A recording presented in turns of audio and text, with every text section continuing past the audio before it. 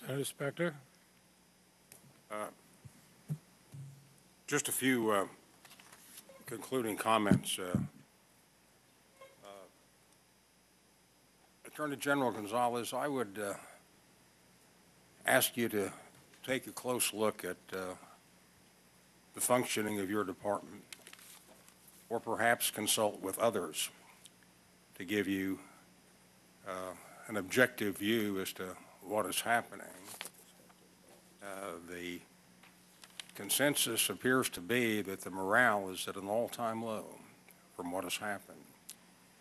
The U.S. attorneys around the country don't know when the next shoe is going to drop, although perhaps replacements or requests for resignations have been tempered or slowed down or perhaps even eliminated because of the focus of this committee's inquiry. But I would ask you to take a look at that morale issue. I will do so. And then I'd ask you to take a look at how the department is functioning generally. I mentioned the OxyContin case only because it received a lot of newspaper publicity. And the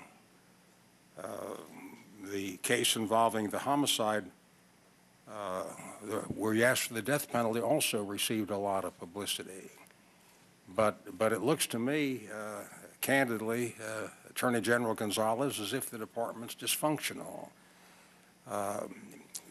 When you have many people killed and many people addicted from a dangerous drug where there is malicious misleading of the consumers, that constitutes malice.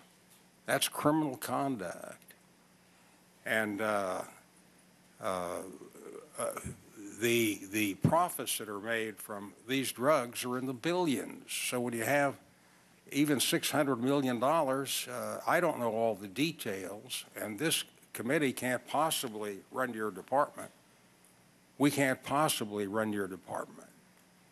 And I know you're recused technically, but you're still the Attorney General, and we really ought to reach an accommodation with the administration on finishing up this investigation.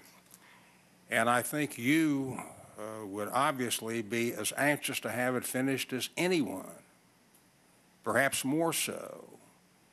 And we've made concessions to what the President has proposed, and I wrote to White House counsel. You're not White House counsel anymore, and I've talked to Mr. Fielding about a meeting where Chairman Conyers, Chairman Leahy, and I might talk to the President. I find dealing with the President when you move above the levels of bureaucracy to be able to come to conclusions and come to judgments.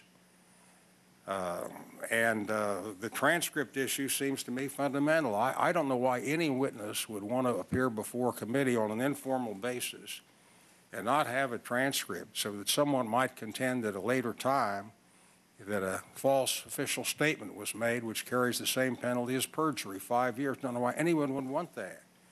But if they insist on it, I'd even take that. I think that John Conyers and Pat Leahy and Chuck Schumer and Arlen Specter and others could find out a lot of information even on an informal basis. But I won't give up the Senate's right to pursue a subpoena if we feel it necessary. We cannot delegate that. I think back to the great attorneys general in our history: Edmund Randolph, Washington's Attorney General; Harlan Fiske Stone, later Chief Justice of the Supreme Court; Robert Jackson, FDR's Attorney General, still citing his opinions on a wide variety of subjects. And I would just ask you to consider the interests of the Department of Justice and the interests of the American people, because your department, next to the Department of Defense, is the most important department in the government. Thank you, Mr. Chairman. Thank you, Senator Specter.